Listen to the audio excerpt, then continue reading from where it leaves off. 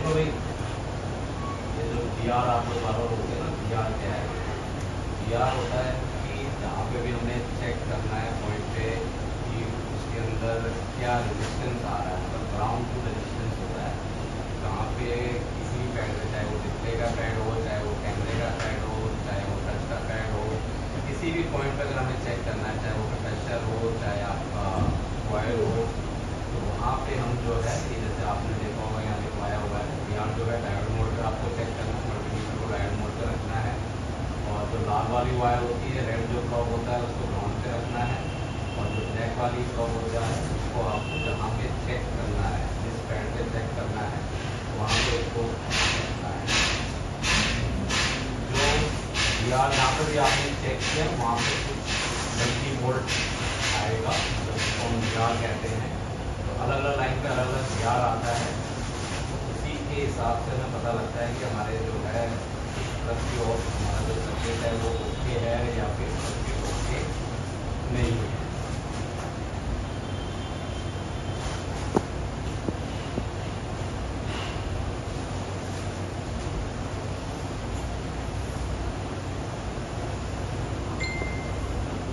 अब आपको एक बार मैं बता दूँ कि सीपीयू के आसपास, सीपीयू में आपको पता होगा सीपीयू के सेक्शन के अंदर सीपीयू होता है, रैम होता है, एमएमसी होता है या यूएफएस होता है। उसके आसपास में जीआर लो होता है। लो क्यों होता है? क्योंकि रेजिस्टेंस जो है वहाँ पे जो कम वैल्यू के रेजिस्टेंस लगे रहते हैं, इसलिए वहाँ पे जीआर जो है आपका लो मिलेगा। लेकिन आप ये ना समझना कि वो लो है तो शॉर्टिंग है, क्योंकि शॉर्टिंग का भी मतलब क्या होता है कि अगर मान लो कि शॉर्ट कब मल्टीमीटर में बीट कब बचता है, तो 0 0 आ रहा है तो वो बीट बचेगा, या 20 या 30 40 आ रहा है तो भी शॉर्टिंग हम कहते हैं। लेकिन इसी के आसपास जो जीआर आपको देखने को मिलेगा वो आपको लो मिलेगा। तो इसका मतलब ये मत समझ लेना कि वो शॉर्टिंग है, वो कोई ना कुछ जीआर है। इसी के आसपास में जो कॉइल आपने देखा होगा, तो कॉइल के दोनों तरफ एक ही जीआर आना चाहिए आपका। अगर अलग अलग जीआर आएगा तो समझना कि आपके फ़ोन के अंदर जिस तरफ की और जीआर अलग, मान लो एक तरफ से आपका जीआर आ रहा है 30 कॉइल का, आपने दूसरी तरफ से जीआर चेक किया 30, तब तो ठीक है। लेकिन एक तरफ से आ रहा है 30 और दूसरी तरफ से कम आ रहा है, तो इसका मतलब वहाँ पे आपकी शॉर्टिंग है, वहाँ पे आपका प्रॉब्लम है।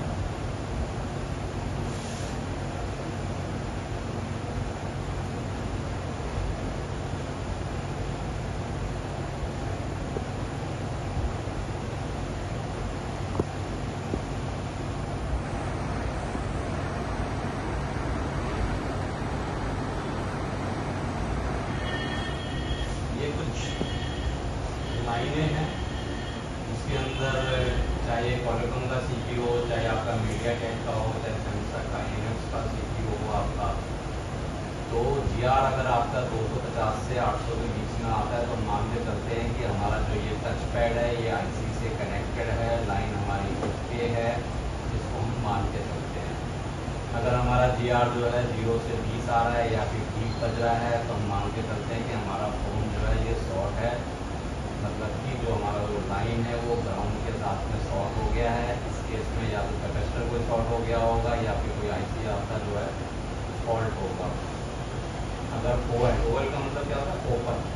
वहाँ पे अपने डायोड में देखा होगा मल्टीमीटर में ओएल लिखा आ रहा है या 1 आएगा, मतलब ओपन सर्किट हो गया। ओपन सर्किट का मतलब कि हमारा जो भी आईसी है या कैपेसिटर है वो ओपन का मतलब होता है कि वो टच नहीं हो रहा आपस में। उसी को हम इलेक्ट्रॉनिक लैंग्वेज में कहते हैं कि हमारा ओपन हो गया सर्किट, मतलब कि ट्राई सोल्डर हो गया आपका सर्किट। जिसको जैसे कल सैमसंग S22 अल्ट्रा आया तो उसके अंदर भी हम एक तरह से कह सकते हैं कि वो हमारा ओपन हो गया सर्किट, मतलब कि प्रॉपर ढंग से हमारा जो है टच पैड कनेक्ट नहीं होता है। और अगर आपके फ़ोन के अंदर लीकेज होगी तो आपका 50 से 200 मिली एम्पियर दिखाएगा। लीकेज को हम इलेक्ट्रॉनिक भाषा में कहेंगे लीकेज, और लेमैन भाषा में हम कहेंगे हाफ शॉर्टिंग हो गई हमारे फ़ोन के अंदर में, या फिर हमारा जो है करंट लीक कर रहा है। जैसे कोई फ़ोन आपके पास डेढ़ आता है, आप उसको चेक करते हो 20 30 33 मिली एम्पियर ले रहा है वो, तो हम कहते हैं कि इस फ़ोन के अंदर हाफ शॉर्टिंग है हमारी। तो वो किसी न किसी लाइन के अंदर आपको जो है वो शॉर्टिंग आपकी निकलेगी।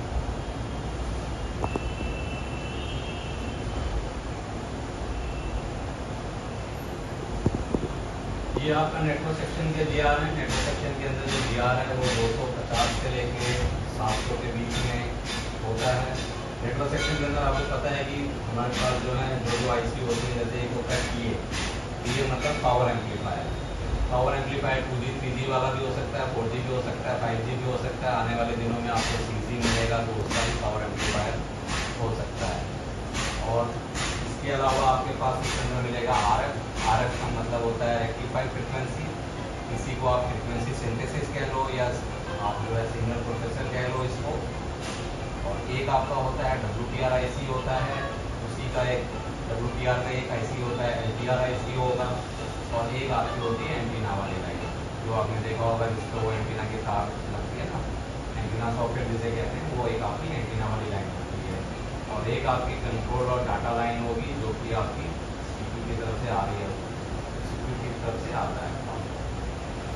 तो इसके अंदर सबके अंदर अलग अलग जीआर आपको देखने को मिलेगा। पावर एम्पलीफायर जो है जैसे पहले बताया आपको 4G या 5G वाली IC होगी, इसके अंदर BTH पावर लाइन आपकी जा रही है, इसमें 350 से लेकर 550 की आपकी जो है जीआर मिलेगा। RF IC हो या WTR IC हो या LTR, WTR LTR एक ही है, ये IC नेटवर्क IC जिसके नाम से जानते हैं। ये सप्लाई वाली लाइन कौन सी होगी, इसके अंदर वोल्टेज रेगुलेटर वाली लाइन होगी और LDO होगी। इसके अंदर आपको जो जीआर मिलेगा वो 300 से 600 के बीच में मिलेगा। तो हम मान के चलेंगे हाँ भाई ये हमारा जो है ठीक है। दूसरा जो है एंटीना लाइन होगी। एंटीना लाइन के अंदर 300 से 700 के बीच में मिलेगा। और इसमें बीट भी बच सकता है क्योंकि इसके अंदर सीरीज में कॉइल आगे लगा रहता है और ग्राउंड से टच होता है एंटीना लाइन, तो इसके अंदर आपका जो है बीट भी बचेगा। बीट बचेगा तो ये मत समझना कि फोन जो है आपका शॉर्ट है। और दूसरी जो आपकी लाइन होगी कंट्रोल डाटा लाइन्स होगी, चाहे APT IC से आए चाहे रैम से आए, जो डिजिटल लाइन होगी या CPU से नेटवर्क के लिए जो IC आ रही है या APT रेगुलेटर होगा। तो जो कंट्रोल लाइन्स होगी उसके अंदर जो जीआर आपको मिलेगा 350 से 600 के बीच में मिलेगा। जो CPU से आ रहा है या APT रेगुलेटर है उसके अंदर जो जीआर मिलेगा वो 150 से 300 के बीच में आपको जीआर मिलेगा।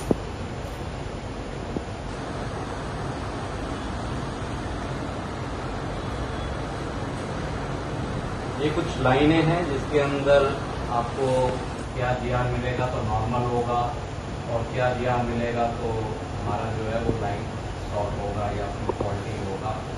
सबसे पहले आएगा V बस। V बस लाइन आप लोगों को पहले बता रखा है कि चार्जिंग की लाइन होती है, मतलब कि चार्जर की तरफ से नीचे से आपका जो सेकेंडरी PCB है या सब PCB है या फिर चार्जिंग करता है वहाँ से आएगी ये। इसके अंदर जो नॉर्मल जीआर होता है वो 350 से 650 तक होता है।